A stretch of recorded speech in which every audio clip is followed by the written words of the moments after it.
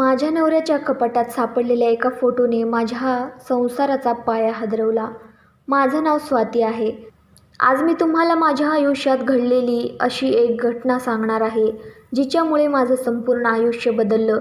एका साध्या फोटोने माझ्या संसारात असं वादळ आणलं की काही दिवसातच मला माझ्या नवऱ्याबद्दल, माझ्या कुटुंबाबद्दल आणि स्वतःबद्दल जे काही माहीत होतं ते सगळंच खोटं वाटायला लागलं. मी आणि समीर, आमच्या लग्नाला 10 वर्ष झाली होती. समीर खूप शांत, समजूतदार आणि जबाबदार नवरा होता. आमची 8 वर्षाची मुलगी अन्वी आमच्या आयुष्याचा केंद्रबिंदू होती. बाहेरच्या लोकांना आमचं कुटुंब परिपूर्ण वाटायचं, पण प्रत्येक घरामागे काही बंद दरवाजे असतात आणि काही दरवाजे उघडले की आयुष्य कायमचं बदलून जातं. त्या दिवशी रविवार होता. समीर ऑफिसच्या कामासाठी बाहेर गेला होता. अन्वी तिच्या मैत्रिणीकडे खेळायला गेली होती. मी घराची साफसफाई करत होते. अचानक माझी नजर बेडरूममधल्या जुन्या कपाटावर गेली. हे कपाट समीरने लग्नाआधीपासूनच जपून ठेवलेलं होतं. त्याच्या वस्तूंना तो कोणालाही हात लावू देत नसे, मलाही. माझ्या मनात अचानक विचार आला, आज साफसफाई करायचीच. मी कपाट उघडलं. जुनी फाईल्स, कपडे, काही कागदपत्र व्यवस्थित लावलेली होती. सगळं आवरत असताना माझा हात मागच्या भिंतीला लागला आणि मला काहीतरी वेगळं जाणवलं. जणू लाकडामागे अजून एक कप्पा होता. मी नीट पाहिलं. खरंच तिथे एक छोटासा लपलेला ड्रॉवर होता. माझ्या मनात उत्सुकता निर्माण झाली. मी तो उघडला. आत एक तपकिरी रंगाचं पाकीट होतं. पाकीट उघडताच काही फोटो, जुनी पत्र आणि एक सोन्याची अंगठी खाली पडली. मी पहिला फोटो हातात घेतला आणि माझ्या अंगातून वीज गेल्यासारखं झालं. त्या फोटोत समीर उभा होता. त्याच्या बाजूला एक सुंदर स्त्री होती. दोघांच्या गळ्यात फुलांचे हार होते आणि त्या स्त्रीच्या गळ्यात मंगळसूत्र. तो लग्नाचा फोटो होता. माझ्या हातातलं रक्तच गोठलं. फोटोच्या मागे लिहिलं होतं, माझ्या प्रिय समीरसाठी कायमची तुझी आरती. आरती? ही कोण? माझ्या मनात हजारो प्रश्न निर्माण झाले. समीरचं आधी लग्न झालं होतं, मग त्याने मला कधीच का सांगितलं नाही? मी थरथरत पुढचं पत्र उघडलं. पत्रावर तारीख होती, 12 वर्षापूर्वीची. पत्रात लिहिलं होतं, समीर, जर कधी माझ्यासोबत काही वाईट घडलं तर आपल्या मुलाला सत्य नक्की सांग. त्याला त्याच्या वडिलांची ओळख मिळालीच पाहिजे. मुलगा? मी पुन्हा पुन्हा ते वाक्य वाचत होते. माझा श्वास अडकायला लागला. समीरला मुलगा होता आणि त्याने मला इतकी वर्षेही लपवलं? पत्र वाचत असताना माझ्या डोळ्यात पाणी आलं.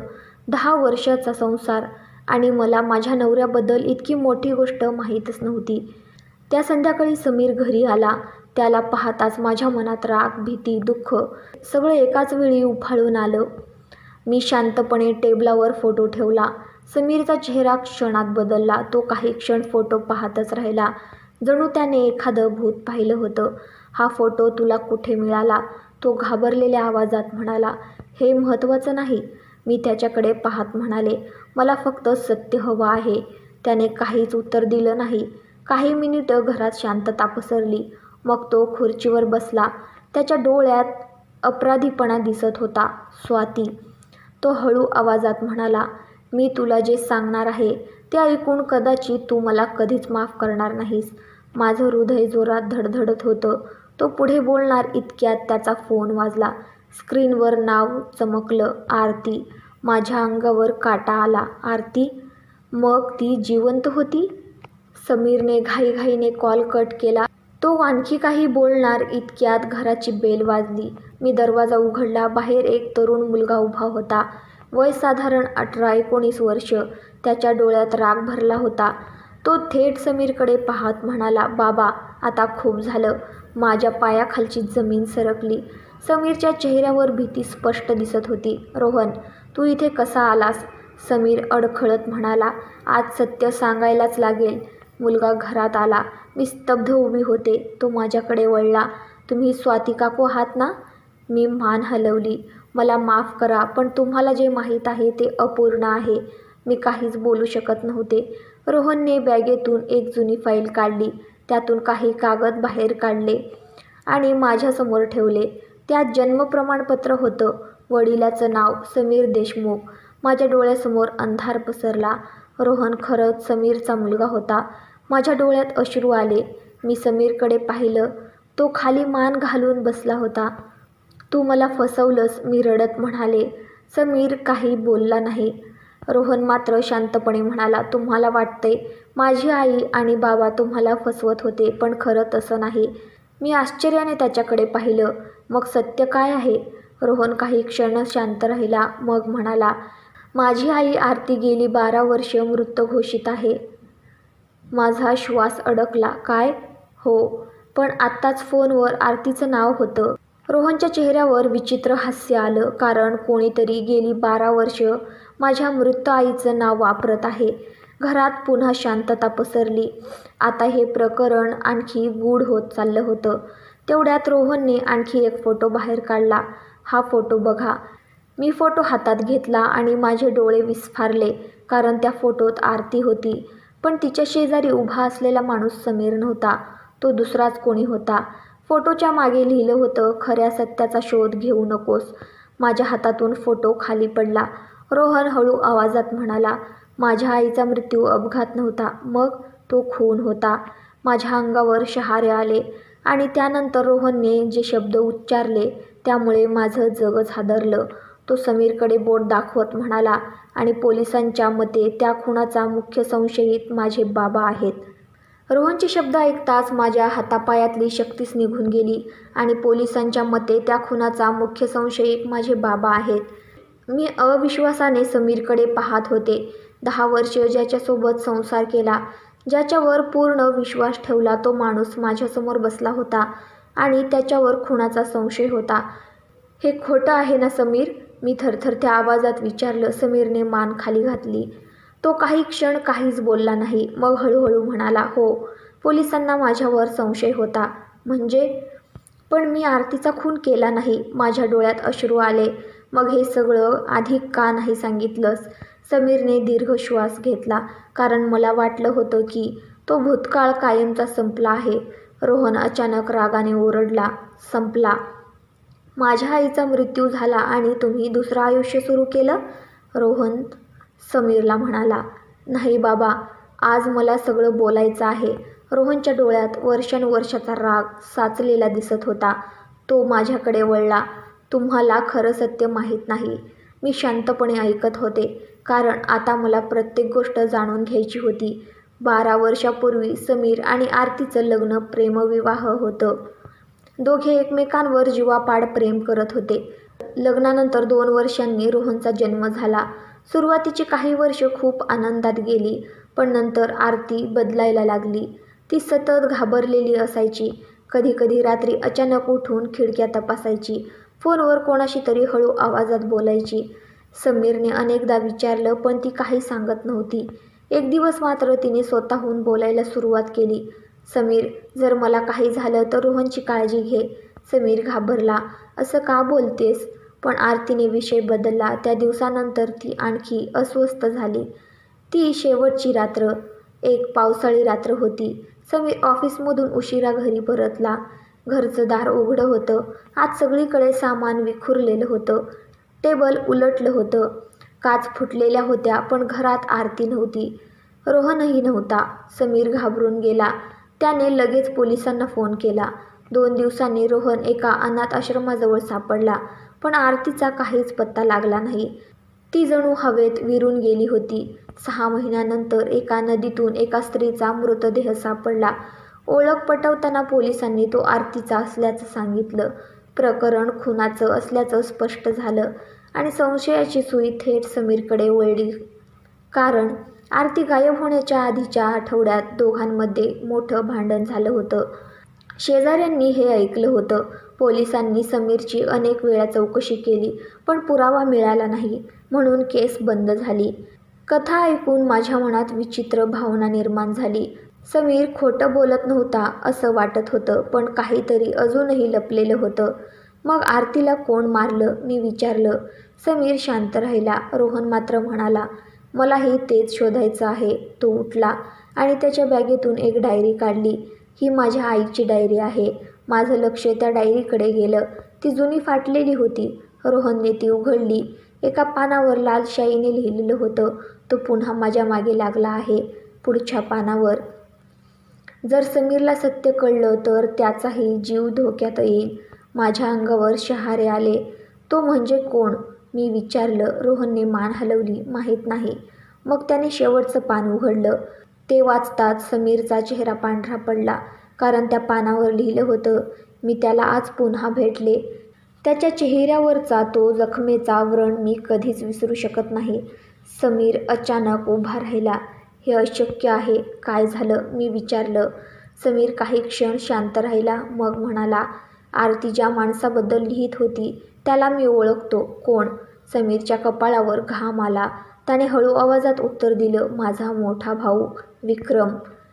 मी आणि रोहन दोघेही थिजलो, कारण समीरने मला कधीच सांगितलं नव्हतं की त्याला एक मोठा भाऊ आहे. तुझा भाऊ? मी आश्चर्याने विचारलं. समीरच्या डोळ्यात भीती दिसत होती. हो, पण तो 15 वर्षांपूर्वी गायब झाला होता. मग आरती त्याला कशी भेटली? समीरकडे उत्तर नव्हतं. तेवढ्यात घराबाहेर एखादी सावली हलल्यासारखी दिसली. रोहन खिडकीजवळ धावत गेला, पण बाहेर कोणीच नव्हतं. फक्त एक काळी कार दूर जात होती. माझं लक्ष अचानक जमिनीवर पडलं. दाराखालून कोणीतरी एक लिफाफा सरकवला होता. रोहनने तो उघडला. आत एकच फोटो होता. फोटो पाहून आमच्या तिघांच्याही चेहऱ्यावरचा रंग उडाला, कारण त्या फोटोत आरती उभी होती, जिवंत, आणि फोटोच्या खाली लिहिलं होतं, जर सत्य जाणून घ्यायचं असेल तर जुन्या शाळेत या, पण पोलिसांना सांगू नका. फोटो पाहून आमच्या तिघांच्याही अंगावर काटा आला होता. 12 वर्षापूर्वी मृत घोषित झालेली आरती ती फोटोमध्ये जिवंत उभी होती. मी पुन्हा पुन्हा फोटो पाहत होते. तो फोटो नवीनच काढलेला वाटत होता. आरतीच्या चेहऱ्यावर वय वाढल्याच्या खुणा दिसत होत्या. म्हणजे हा जुना फोटो नव्हता, तो अलीकडचा होता. हे अशक्य आहे, समीर पुटपुटला. रोहनचे हात थरथरत होते. जर आई जिवंत असेल तर इतकी वर्ष ती कुठे होती? कोणाकडेच उत्तर नव्हतं. पण लिफाफ्यात लिहिलेला संदेश स्पष्ट होता, जर सत्य जाणून घ्यायचं असेल तर जुन्या शाळेत या. त्या रात्री आम्हाला झोप लागली नाही. सकाळ होताच आम्ही त्या जुन्या शाळेकडे निघालो. ती शाळा शहरापासून थोडी दूर होती. 15 वर्षापूर्वी बंद पडलेली. आजूबाजूला झाडं वाढली होती. भिंती तुटलेल्या होत्या. संपूर्ण परिसर भयाण वाटत होता. रोहनने गेट ढकललं. ते किरकिरत उघडलं. आम्ही आत गेलो. शांतता इतकी होती की स्वतःच्या श्वासाचाही आवाज ऐकू येत होता. शाळेच्या मुख्य इमारतीत प्रवेश करताच आम्हाला एक जुना वर्ग दिसला. वर्गाच्या मध्यभागी एक टेबल होतं आणि त्यावर एक फाईल ठेवलेली होती. जणू कोणीतरी आमचीच वाट पाहत होतं. रोहन धावत तिथे गेला. त्याने फाईल उघडली. पहिल्या पानावर मोठ्या अक्षरात लिहिलं होतं, प्रोजेक्ट पुनर्जन्म. आम्ही एकमेकांकडे पाहिलं. हे काय होतं? समीरने पुढचं पान उघडलं आणि त्याचा चेहरा फटकन पांढरा पडला. हे शक्य नाही. काय आहे? मी विचारलं. समीरने थरथरत्या हाताने फोटो दाखवला. तो फोटो विक्रमचा होता, समीरच्या मोठ्या भावाचा, पण त्याच्या खाली लिहिलं होतं, मुख्य समन्वयक. फाईलमध्ये अनेक लोकांचे फोटो होते. काही डॉक्टर, काही व्यावसायिक, काही राजकीय नेते, आणि प्रत्येकाचं नाव एका गुप्त प्रकल्पाशी जोडलेलं होतं. मला काहीच समजलं नव्हतं. तेवढ्यात रोहनला एक पत्र सापडलं. पत्र आरतीने लिहिलं होतं. त्याने वाचायला सुरुवात केली. जर तुम्ही हे पत्र वाचत असाल तर मी अजून जिवंत असण्याची शक्यता आहे. माझा श्वास अडकला. विक्रम एका अत्यंत धोकादायक गटासाठी काम करत होता. त्या लोकांनी अनेक निरपराध लोकांचं आयुष्य उद्ध्वस्त केलं. मी योगायोगाने त्याचं रहस्य जाणलं आणि त्या दिवसापासून माझ्या मागे मृत्यू लागला. समीर स्तब्ध उभा होता. मी समीरला सत्य सांगण्याचा प्रयत्न केला, पण त्यालाही धोका होता, म्हणून मी त्याच्यापासून दूर गेले. रोहनच्या डोळ्यात अश्रू आले. रोहन, जर तू हे वाचत असशील तर जाणून घे, मी तुला कधीच सोडलं नव्हतं. रोहन रडायला लागला. इतकी वर्ष त्याला वाटत होतं त्याची आई त्याला सोडून गेली, पण सत्य वेगळंच होतं. अचानक वरच्या मजल्यावर काहीतरी पडल्याचा आवाज आला. धाड. आम्ही घाबरलो. कोणीतरी तिथे होतं. समीरने सावधपणे वर जाण्यास सुरुवात केली. आम्ही त्याच्या मागे गेलो. वरच्या कॉरिडॉरमध्ये धूळ भरली होती, पण जमिनीवर ताजे पावलांचे ठसे दिसत होते, म्हणजे कोणीतरी नुकतंच तिथून गेलं होतं. आम्ही त्या ठशांचा मागोवा घेत एका जुन्या कार्यालयापर्यंत पोहोचलो. दार अर्धवट उघडं होतं. समीरने हळूच दार ढकललं आणि आतलं दृश्य पाहून आम्ही गोठलो. भिंतीवर डझनभर फोटो लावलेले होते. त्यात आरतीचा फोटो होता, समीरचा फोटो होता, रोहनचा फोटो होता आणि माझाही फोटो होता. माझ्या छातीत धडधड वाढली. माझा फोटो इथे कसा? मी घाबरत विचारलं. कोणीतरी अनेक वर्षांपासून आमच्यावर लक्ष ठेवत होतं. तेवढ्यात मागून आवाज आला, शेवटी तुम्ही इथे आलात. आम्ही मागे वळलो. दारात एक वृद्ध माणूस उभा होता. त्याच्या चेहऱ्यावर खोल जखमेचा व्रण होता. तोच व्रण ज्याचा उल्लेख आरतीच्या डायरीत होता. समीरच्या डोळ्यात भीती पसरली. विक्रम, तो पुटपुटला. हो, तो विक्रमच होता. 15 वर्षांपासून गायब असलेला समीरचा मोठा भाऊ. तो जिवंत होता. तू जिवंत आहेस? समीर अडखळला. विक्रम हसला. हो, आणि तुझ्या कल्पनेपेक्षा खूप जवळ होतो. रोहन रागाने पुढे गेला. माझी आई कुठे आहे? विक्रम काही क्षण शांत राहिला. मग म्हणाला, तुझी आई जिवंत आहे. आमच्या तिघांचाही श्वास थांबला. कुठे आहे ती? रोहन ओरडला. विक्रमने खिडकीबाहेर पाहिलं. मग हळू आवाजात म्हणाला, जिथे गेली 12 वर्षे ती कैदेत आहे. माझ्या अंगावर काटा आला. कैदेत? मी विचारलं. हो. कोणाकडे? विक्रमचा चेहरा अचानक गंभीर झाला. त्याने उत्तर दिलं, ज्याला तुम्ही आजपर्यंत बळी समजत होतात, तोच या संपूर्ण खेळाचा खरा सूत्रधार आहे. मी समीरकडे पाहिलं. रोहननेही त्याच्याकडे पाहिलं, कारण विक्रमचं बोट हळूहळू समीरकडे वळत होतं. विक्रमचं बोट समीरकडे वळलेलं पाहून माझ्या अंगावर काटा आला. रोहन तर संतापाने थरथरत होता. काय म्हणालास तू? तो ओरडला. माझे बाबा सूत्रधार आहेत? विक्रम शांतपणे उभा होता. त्याच्या चेहऱ्यावर ना राग होता ना भीती, फक्त एक विचित्र गंभीरपणा. समीर मात्र पूर्णपणे हादरलेला दिसत होता. विक्रम, पुरे झालं, तो ओरडला. इतकी वर्ष तू जे केलं ते पुरेसं नाही का? मी गोंधळले. मला काहीच समजत नव्हतं. कोण खरं बोलत होतं, विक्रम की समीर? स्वाती, विक्रम माझ्याकडे पाहत म्हणाला. तुला आज संपूर्ण सत्य कळणार आहे. मग सांग. विक्रमने दीर्घ श्वास घेतला. 12 वर्षांपूर्वी आरतीला एका गुप्त आर्थिक घोटाळ्याची माहिती मिळाली होती. कसला घोटाळा? अनाथ मुलांच्या नावावर चालणाऱ्या संस्थांमधून करोडो रुपये गायब होत होते. मी आणि रोहन स्तब्ध झालो. त्या घोटाळ्यामागे काही मोठी नावं होती, व्यावसायिक, राजकारणी आणि काही अधिकारी. मग आरतीचा त्याच्याशी काय संबंध? ती त्या संस्थेत अकाउंट विभागात काम करत होती. तिला सर्व पुरावे मिळाले होते. माझ्या मनात अचानक एक प्रश्न आला, मग समीरचा संबंध काय? विक्रमने उत्तर देण्याआधी समीर जोरात म्हणाला, कारण मीही त्या संस्थेत काम करत होतो. खोलीत शांतता पसरली. मी समीरकडे अविश्वासाने पाहत होते. त्याने कधीच याबद्दल सांगितलं नव्हतं. आरतीला जेव्हा सत्य कळलं, समीर म्हणाला, तेव्हा तिने पोलिसांकडे जाण्याचा निर्णय घेतला. मग काही लोक तिच्या मागे लागले. रोहनच्या डोळ्यात अश्रू आले. म्हणजे आई खरंच धोक्यात होती? हो. समीरचा आवाज भरून आला. आणि मी तिला वाचवू शकलो नाही. विक्रम अचानक हसू लागला. ते हास्य विचित्र होतं. तू अजूनही अर्धच सत्य सांगतो आहेस समीर. समीरचा चेहरा कठोर झाला. विक्रम, नाही, आता सगळं सांगायची वेळ आली आहे. विक्रमने एका कपाटातून एक जुना व्हिडिओ कॅमेरा बाहेर काढला. त्यात एक मेमरी कार्ड होतं. त्याने ते एका जुन्या लॅपटॉपमध्ये लावलं. स्क्रीनवर व्हिडिओ सुरू झाला. व्हिडिओमध्ये आरती दिसत होती. ती घाबरलेली होती. तिच्या डोळ्यात अश्रू होते. ती थेट कॅमेऱ्याकडे पाहून बोलत होती. जर हा व्हिडिओ कोणाला मिळाला तर याचा अर्थ मी सुरक्षित नाही. माझा श्वास अडकला. आरती पुढे म्हणाली, माझ्या मागे जे लोक लागले आहेत ते खूप शक्तिशाली आहेत. ती काही क्षण थांबली. मग म्हणाली, पण समीर निर्दोष आहे. रोहनच्या चेहऱ्यावर आश्चर्य उमटलं. माझ्याही डोळ्यात प्रश्न होते. आरती पुढे बोलत होती, समीरने मला वाचवण्याचा खूप प्रयत्न केला, पण त्याला पूर्ण सत्य माहिती नाही. विक्रम शांतपणे स्क्रीनकडे पाहत होता. मग व्हिडिओतील आरतीने पुढचं वाक्य बोललं आणि आम्ही सगळे हादरलो, कारण या सगळ्यामागे विक्रम आहे. काय? रोहन ओरडला. विक्रमच्या चेहऱ्यावरचे भाव बदलले. व्हिडिओमध्ये आरती पुढे म्हणत होती, विक्रम सुरुवातीला माझी मदत करत होता, पण नंतर तो त्या लोकांसोबत मिळाला.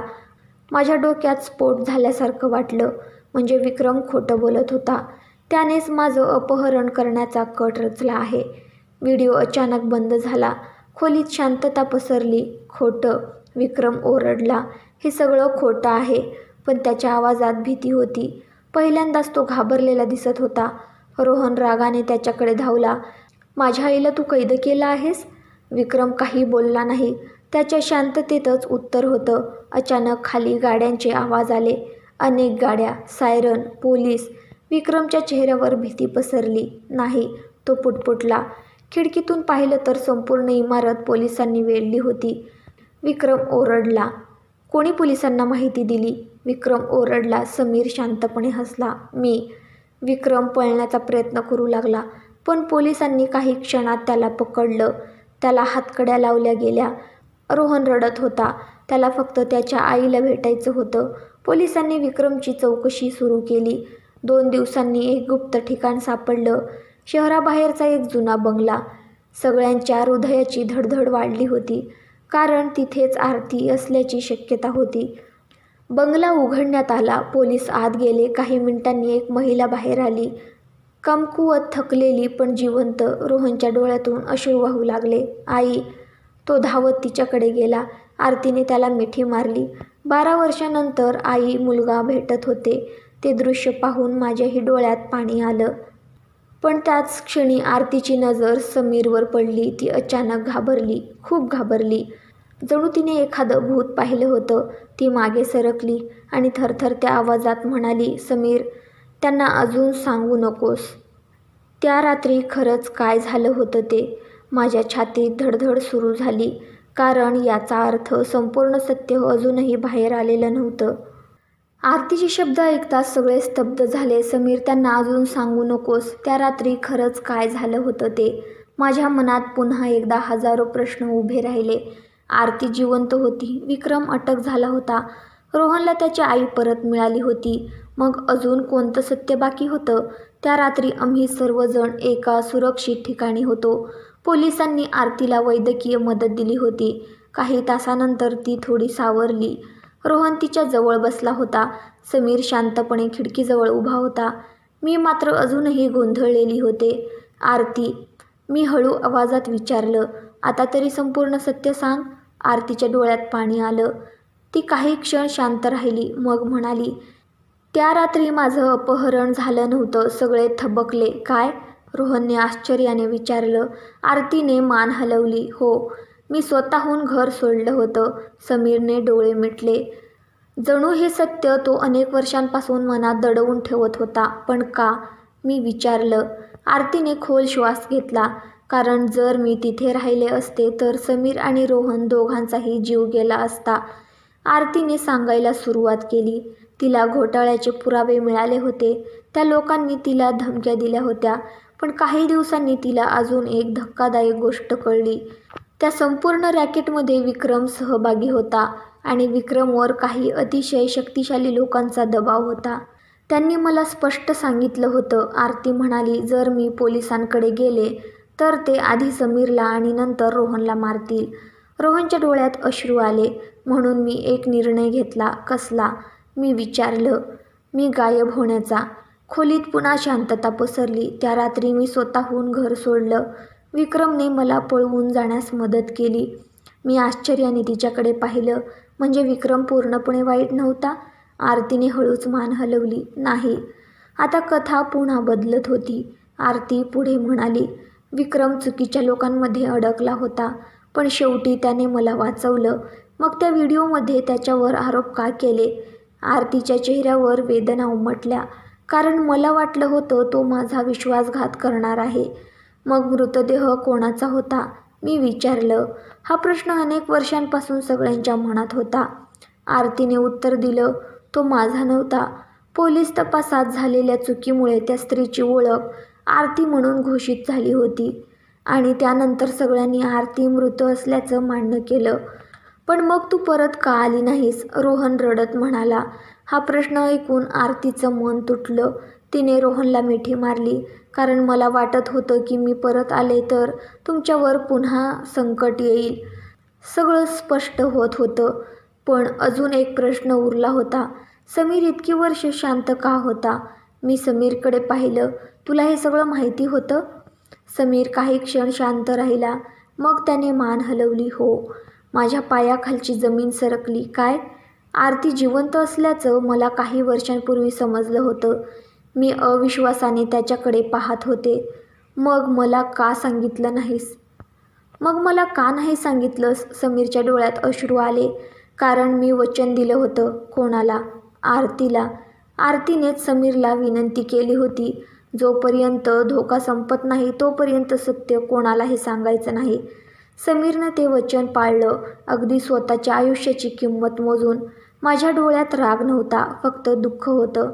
कारण मला जाणवलं, या माणसाने खोटं बोललं नव्हतं. तो फक्त 2 कुटुंबाचं रक्षण करण्याचा प्रयत्न करत होता. केस संपली. घोटाळ्यातील अनेक लोक अटक झाले. विक्रमनेही पोलिसांना मदत केली. त्याच्या चुकीसाठी त्याला शिक्षा झाली. पण त्याने अनेक सत्य बाहेर आणली. काही महिन्यानंतर आमचं आयुष्य हळूहळू पुन्हा सामान्य होऊ लागलं. रोहन त्याच्या आईसोबत वेळ घालवत होता. अन्वीला एक मोठा भाऊ मिळाला होता. मी आणि समीर पुन्हा विश्वास निर्माण करण्याचा प्रयत्न करत होतो. मला वाटलं आता सगळं संपलं आहे. पण नियतीकडे अजून एक शेवटचा धक्का बाकी होता. एका संध्याकाळी आरती तिच्या जुन्या वस्तू आवरत होती. तेव्हा तिला एक सीलबंद लिफाफा सापडला. तो तिच्या नावाने होता, पण त्यावर तारीख होती 15 वर्षांपूर्वीची. तिने लिफाफा उघडला. आत एक पत्र होतं आणि ते पत्र वाचताच तिच्या चेहऱ्यावरचा रंग उडाला. हे शक्य नाही, ती पुटपुटली. आम्ही सगळे तिच्या भोवती जमलो. पत्रावर सही होती, तुझी आई. आरतीच्या डोळ्यात अश्रू आले, कारण तिची आई 20 वर्षापूर्वी मृत्यू झाली होती. पत्रात लिहिलं होतं, आरती, जर तू हे पत्र वाचत असशील तर याचा अर्थ माझं सर्वात मोठं रहस्य अजूनही जिवंत आहे. ज्याला तू तुझा जन्मदाता समजतेस तो तुझा खरा वडील नाही. सगळे थिजून गेलो.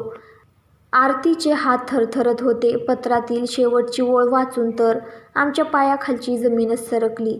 त्यात लिहिलेलं होतं, तुझे खरे वडील अजून जिवंत आहेत आणि ते तुला रोज पाहतात. आरतीने हळूहळू वर पाहिलं, कारण पत्रासोबत एक जुना फोटोही होता आणि त्या फोटोत उभा असलेला माणूस पाहून समीर, मी, रोहन आणि आरती चौघेही हादरलो. कारण तो माणूस दुसरा कोणी नसून विक्रम होता. तर मित्रांनो, तुम्हाला जर का माझी ही गोष्ट आवडली असेल तर व्हिडिओला लाईक आणि चॅनलला सबस्क्राईब करा. धन्यवाद.